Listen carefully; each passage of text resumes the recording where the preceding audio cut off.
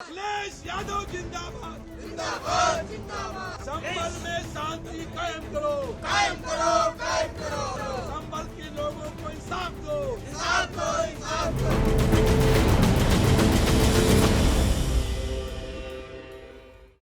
संभल मामले पर सपा ने गदर काट दिया है। पुलिस प्रशासन के सपा डेलीगेशन के संभल जाने से रोके जाने पर, सपा नेताओं के घर पर पुलिस का पहरा लगाने पर, हाउस अरेस्ट करने पर नाराज सपाइयों ने धरना शुरू कर दिया। अखिलेश यादव जिंदाबाद जिंदाबाद जिंदाबाद। संभल में शांति कायम करो कायम करो कायम करो। संभल के लोगों को इंसाफ दो इंसाफ दो इंसाफ दो। विधानसभा में नेता प्रतिपक्ष माता प्रसाद पांडे के घर पर ही कार्यकर्ता धरने पर बैठ गए। इसमें विधायक रविदास मल्होत्रा समेत कई जनप्रतिनिधियों ने, कार्यकर्ताओं ने नारे लगाए, पुलिस पर सवाल उठाए।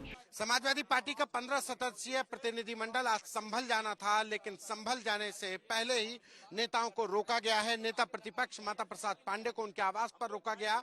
इस प्रतिनिधिमंडल में लखनऊ के समाजवादी पार्टी के विधायक रविदास मल्होत्रा भी शामिल थे। रविदास मल्होत्रा के घर पर भी पुलिस फोर्स तैनात थी, लेकिन रविदास मल्होत्रा किसी तरीके से माता प्रसाद पांडे के घर पहुंच गए। माता प्रसाद पांडे काफी देर तक गाड़ी में बैठे थे हमारे साथ।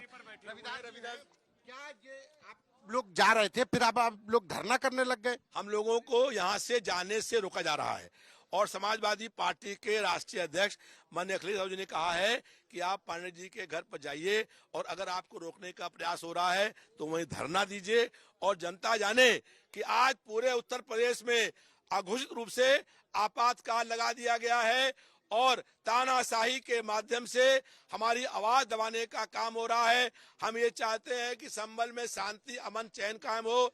जिन लोगों की मौत हुई है उनको कम से कम 1 करोड़ रुपया सरकार मुआवजा दे। आज जांच आयोग वहां पर गया है और जांच आयोग के सामने एसएसपी और डीएम दबाव डाल करके उनसे अपने मन के हिसाब से बयान कराने का काम कर रहे हैं। जांच आयोग न्यायिक जांच आयोग है, हाईकोर्ट के रिटायर्ड जस्टिस उसकी जांच कर रहा है, उसमें कैसे दबाव? वो तो डीएम और इंडिपेंडेंट है। वो के कमरे में जो बयान देने जाएगा उसको एसएसपी और डीएम धमका रहे हैं, उनका पुलिस धमका रही है, तो निष्पक्ष जांच कैसे होगी?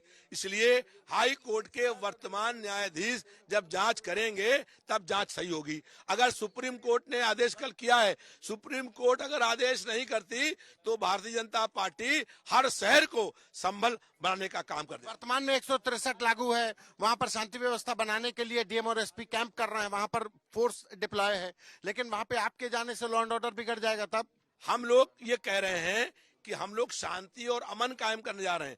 हमारे साथ वहां के डीएम, एसएसपी अधिकारी साथ चले।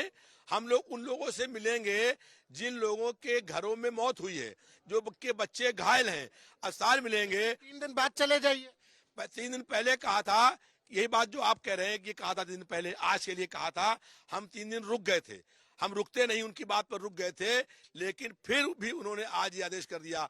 आज ऐसा लग रहा है कि प्रदेश में भारतीय जनता पार्टी की सरकार ने अघोषित रूप से आपातकाल लगा दिया है और समाजवादी पार्टी के नेताओं की आवाज दबाने का काम हो रहा है। भारतीय मंडल के सभी सदस्यों को ऐसे ही रोका गया है। हर जगह लोगों को रोका गया है। मुझको भी मेरे घर के बाहर पुलिस ने बल लगाया गया था, लेकिन मैं निकल करके यहाँ पर आ गया।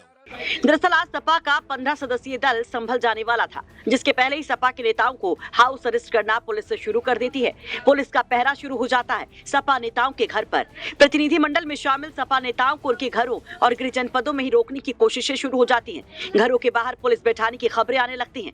कल रात से ही विधानसभा में नेता प्रतिपक्ष माता प्रसाद पांडे के घर पर भी पुलिस फोर्स है, जिसके बाद माता प्रसाद पांडे आज सुबह जब घर से निकलने की कोशिश करते हैं तो उनकी गाड़ी को पुलिस घेर लेती है। माता प्रसाद को रोकने के लिए उनके घर से आने जाने वाले रास्ते को पूरी तरह से ब्लॉक कर दिया जाता है।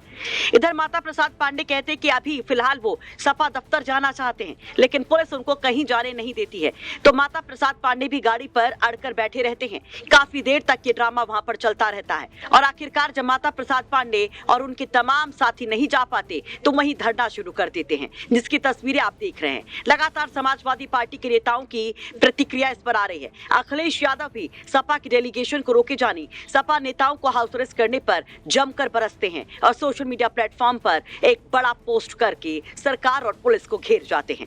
वैसे जिस तरह की स्थिति आप देखने को मिल रही है, इस पर आप क्या कहेंगे? कमेंट बॉक्स में अपनी राय जरूर रखिए। लखनऊ से संतोष शर्मा की रिपोर्ट, यूपी तक।